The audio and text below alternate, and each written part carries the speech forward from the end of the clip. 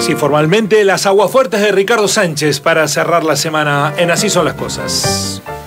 A mi papá le gustaba Héctor Gagliardi. Jugando con la pared, que es el win que más la pasa. Si es que el balcón no rechaza de a traición en Reculié, picando se la dejé al hijo del carbonero. Se gambeteó hasta el arquero. Cuando vino, lo abracé. Después los años me pusieron en una duda. ¿Era Gagliardi un poeta?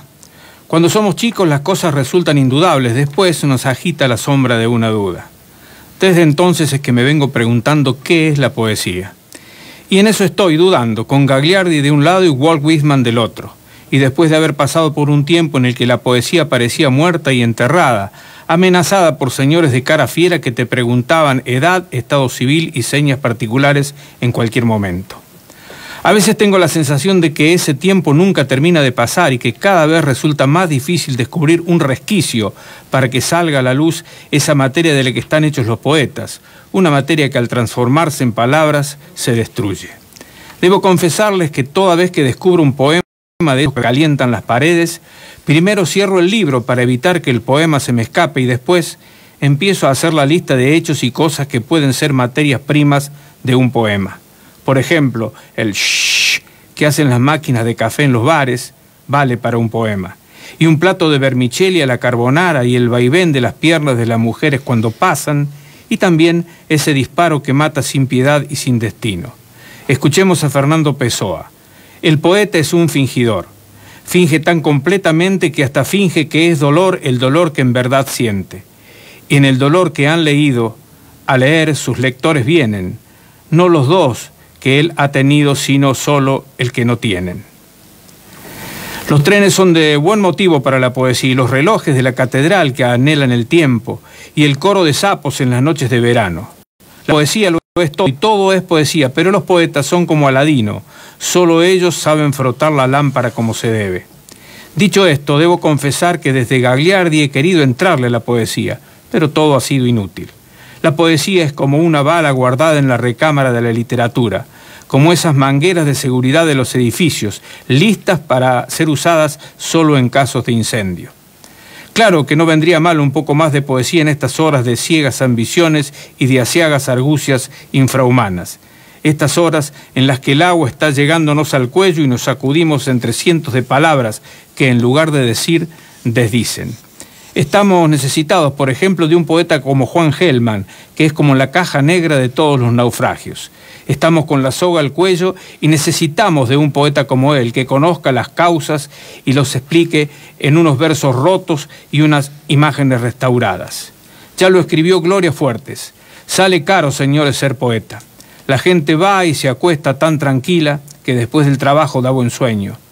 Yo trabajo como esclavo, llego a casa, me siento en la mesa sin cocina, me pongo a meditar lo que sucede.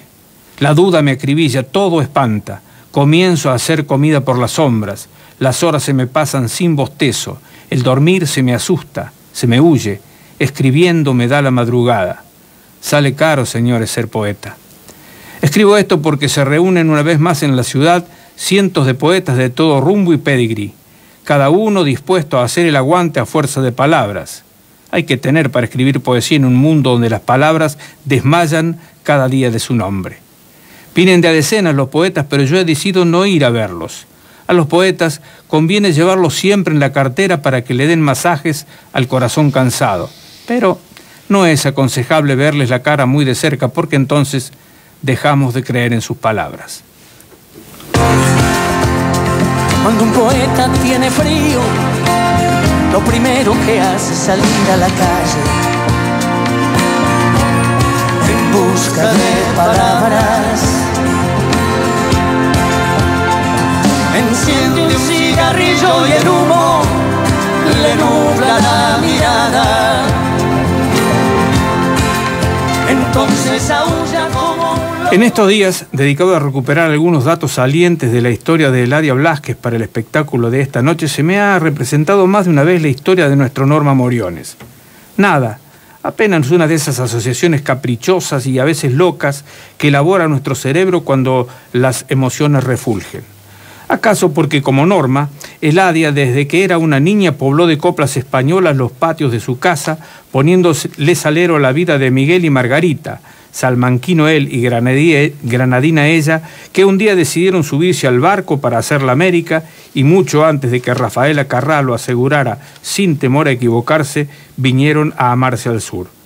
El sur, en su caso, fue Gerli, un barrio que más que humilde era marcadamente pobre allá por 1922, cuando aquellos inmigrantes se desayunaron por primera vez con mate cocido. Y lo seguía haciendo en 1931, cuando nació uno de los 3 vástagos del matrimonio, la Chancleta, que con el tiempo sería la poeta del tango, y su valedora cuando muchos lo daban por muerto. Pero antes de eso, la vocecita de Eladia ya a los 5 años era como una friga con un tizal para el desgarro que sufrían mamá y papá después de haber dejado sus raíces familiares a la intemperie y de poner en manos a la obra en la fatigosa tarea de encontrar otro alimento para el sistema digestivo de su corazón. Eladia, anda, cántala bien pagá.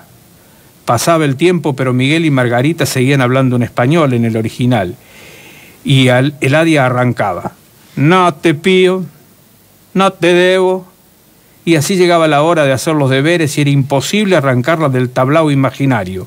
En el colegio, -10 en el escenario, y una fiera allí, a los 8 años, debutó en el teatro de su barrio.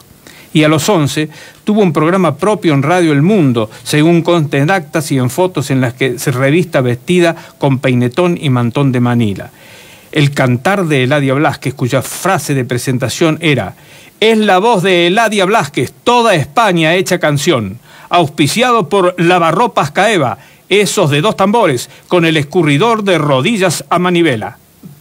Visto lo visto, estaba todo clavado y plantado para que Eladia siguiera con las españoladas, pero de a poco el barrio fue ganando la partida y entonces empezó a tejer frases en el borrador de su memoria y en el cuaderno que usaba mientras hacía guardia de la de su madre. Mi ciudad y mi gente, que la consagró cuando bordeaba los 40, nació de esa espera. Todo lo que vino después lo sabemos. La transformaron en una especie de emblema del ser porteño, escrito en una serie de temas que bien pueden considerarse también como una radiografía de los argentinos todos. Una voz profundamente humanista que reclama pasar por este mundo haciéndole honor a la vida. Ese milagro que nos ha tocado en suerte, quién sabe por qué.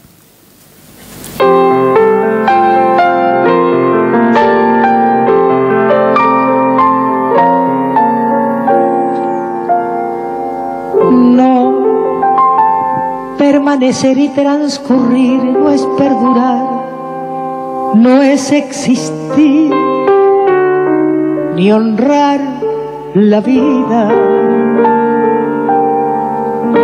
Hay tantas maneras de no ser, tanta conciencia sin saber, adormecida.